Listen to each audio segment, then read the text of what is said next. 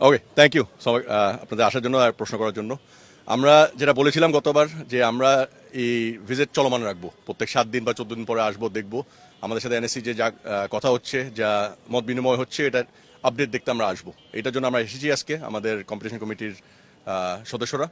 আমরা যারা দেখেছি, যেটা আপনি বললেন, একটা কোয়েশ্চেন করেছেন যে আমাদের যে বিভিন্ন জায়গায় গ্যাপ করতে হবে, চেয়ার উঠাতে হবে ওয়াকওয়ে করার জন্য, কোনো প্রভাব পড়বে নাকি আমাদের টিকেটের উপরে।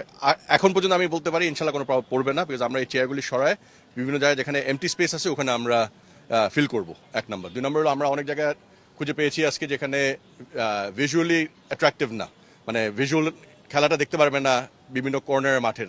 যেহেতু আমরা একটা পরিবেশ ক্রিয়েট করতেছি যেটা আনন্দময়, আমরা খেলা দেখবো, প্রত্যেকটা ফ্যানের যেন ভিউ রেস্ট্রিক্টেড না হয়, এই জন্য আমরা ডিসিশন নিয়েছি অনেকগুলি চেয়ার ওখান থেকে সরাবো। আমরা সরানোর পর আমরা দেখবো ওই চেয়ারগুলি কই বসানো যায়, কই ফিটিং করা যায়।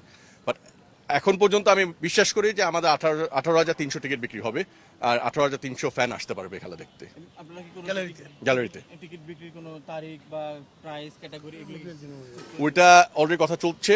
আমাদের আগামী 5-6 দিনের ভিতরে একটা নিউজ দিব আমরা। আমাদের মত বিনিময় হচ্ছে বিভিন্ন মহল্লার সাথে যে কত টাকা হতে পারে, ভালো হয় কত হলে, এবং এটা আগামী 5-6 দিনের ভিতরে আমাদের মনে হয় মার্কেটিং কমিটি একটা নির্দেশনা দিবে যে টিকিটের প্রাইস কত হবে আর ক্যাটাগরি ওয়াইজ কি হতে পারে। আপনি যদি 1 সপ্তাহ আগে এসে থাকেন, দেখতেন মাঠের একটা হিউজ প্রভাব ছিল, একটা গ্যাপ ছিল, মাঠ দেখতে অসুন্দর ছিল, খেলার যোগ্য ছিল না।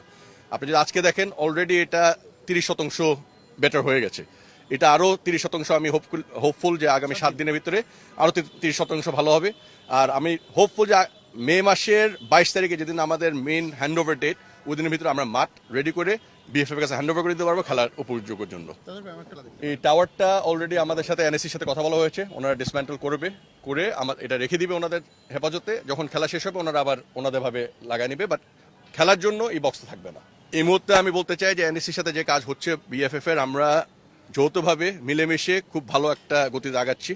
এনএসসি আমাদেরকে সহযোগিতা করছেন, আরও করবে। আর আমরা যে অবজারভেশনগুলো ওনাদের দিচ্ছি, ওনারা ওটা অ্যাকচুয়ালি গুরুত্বপূর্ণভাবে নিচ্ছে।